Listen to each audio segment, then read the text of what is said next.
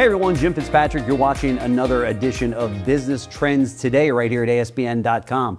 Joining me today is Simone Knego, who is an international speaker, empowerment coach, and best-selling author of The Extraordinary Unordinary You and her newest book, Real Confidence, a simple guide to go from unsure to unshakable, which I happen to have a copy of right here. It's my copy. You're going to have to get your own. We're going to show you how to do that. She's also the co-host of the globally ranked podcast, Her Unshakable Confidence, and the creator of The Real Method, a practical framework designed to help individuals build lasting confidence from the inside out. Boy, do I need you today. Today, we're talking about how confidence, or the lack of it, can directly impact how leaders make decisions and show up for their teams and ultimately grow their businesses and their bottom line. Simone, thank you so much for taking the time out of what I imagine is a very busy schedule with a new book. Congrats on the book. I can't wait to read it. Thank you for bringing it today. I've heard great things about it. So thank you so much for joining us. Thank you so much for having me here. Sure. So let's start in the beginning here. Your new book, The Real Confidence, is all about going from unsure to unshakable, as I mentioned in the opener. What inspired you to write it? Oof, I'm a mom of 6. Really? Yes. Wow. We'll start with that. I mean, you need a little bit of confidence to get through that whole process there. Yeah. Also, I'm someone that struggled with self-doubt for the majority of my life. Okay. I had a moment in 2015. I say a big moment, yeah, where I was asked to do something completely out of my comfort zone, okay, which was to climb Mount Kilimanjaro. Oh my gosh. And that, yeah, I would say, right? But you're thinking, well, I'm a mother of 6, that's no problem. Right.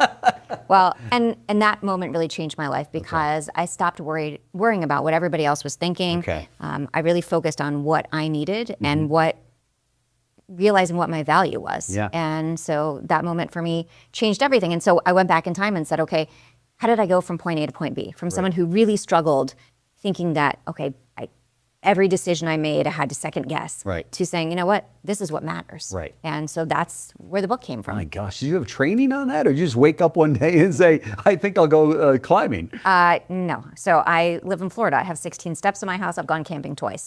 So this was completely out of my comfort zone. That's incredible. But it was what I needed in the moment. You know, sometimes you have those moments where you're like, oh my gosh, like this is the moment. Yeah. And that was the moment for me where I said, why am I worrying about what anybody else is thinking? Why am I comparing myself to other people? Yeah. Let me get my butt in shape. Sure. And get out there and do it. Wow. Yeah. Did you come down from the mountain a different person? I did. And I know it sounds cliche, like she went up the mountain and now she's a different. It's not. I understand that.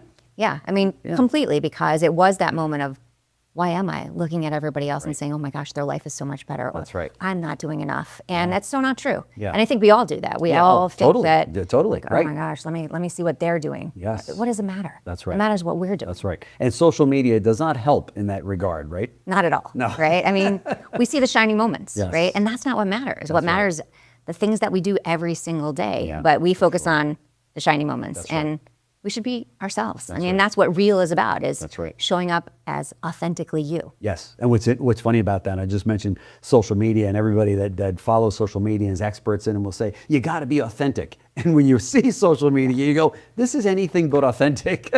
Yeah. You know what I mean? It's so true. So my daughter and I have a podcast together. You mentioned in the intro, Her Unshakable Confidence. Very cool. And we show up as we are. I mean, our hair is up in ponytails. We don't have makeup on. We talk about the things that we're struggling with because that's what's real. I think when we share what we struggle with, then other people realize, like, oh wait, we're not alone. That's right. That's right. So let's talk about that. Confidence often wavers in high pressure moments, as we just talked about. But why does self-doubt show up even for experienced leaders? I mean, it does for me, and I've been in business now for 40 years, and I've owned car dealerships and media companies and everything else. And I still get out of bed going, am I right for the day? You know what I mean? I mean, I think it starts with that we're human, Yeah. right? So what do we go to? We go to fear, we go to flight. Sure. And it's really taking that step back to say, wait, we have as much value as everybody else, instead of saying, oh wait, they're way more important than we are.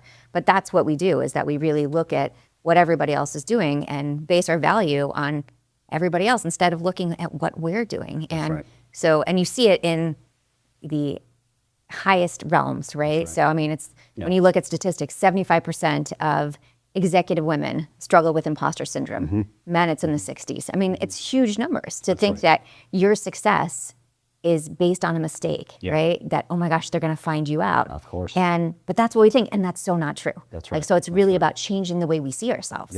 Yeah. And I would submit to you that the 40% of the guys lied because it's more like 100, right? Because they said, oh no, I don't suffer from that. Yeah. You lying son of a. It's so funny right? because I say the same thing. I'm like, they just haven't read their email yet, Yes. right? Like Exactly right. everybody struggles with Everybody something, does. and There's when no we say question. that we don't, Yeah. it's a disservice to other people It is. because we do struggle, and I agree. that's what makes us human, and that's right. fine. I agree.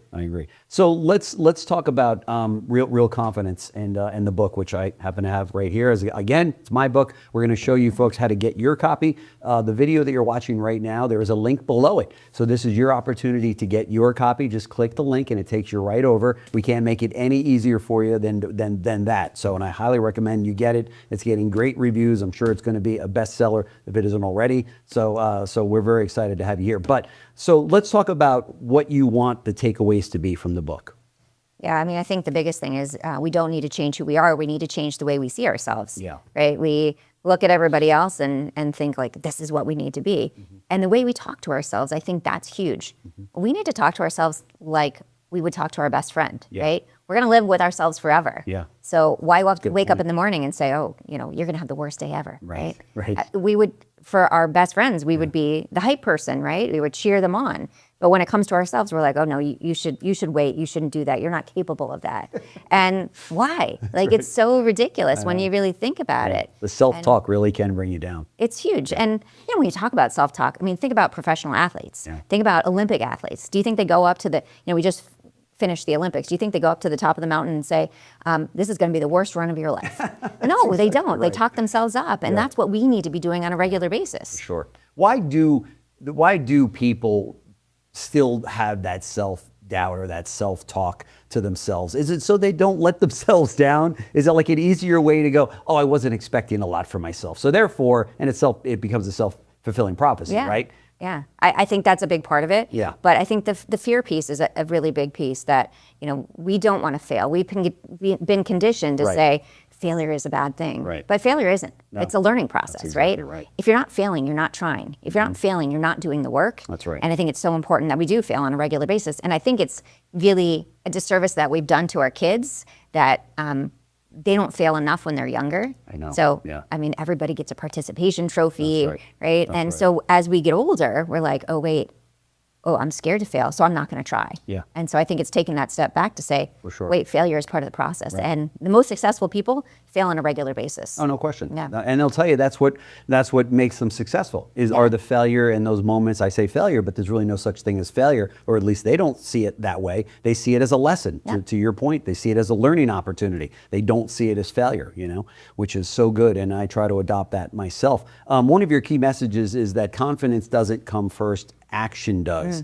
How can leaders shift their mindset to stop waiting until they feel ready? Yeah, I think it is about taking action, right? I mean, why are we waiting? Yeah. We look around at other people, oh my gosh, what do we do? Yeah. And so it's taking that first step because that's how you build confidence. Yeah. And if you're waiting for something to happen, it's not going to. Yeah. We wait all the time. Again, for our best friend, we'd cheer them on, apply for the job, do the things. Right. But for ourselves, no, you're not ready. You're not ready. Something? Yeah. Yeah. So it's really reframing our mindset to say, yes, you can do this. You should be doing it. Why are you waiting? That's right. And I mean, I know it's human nature because we're afraid, we're scared, we think that something bad's going to happen. But for me, it's more uncomfortable sitting on the couch waiting for something to happen than taking action and seeing, okay, well, that didn't work. What am I going to do next time? Yep. That's right.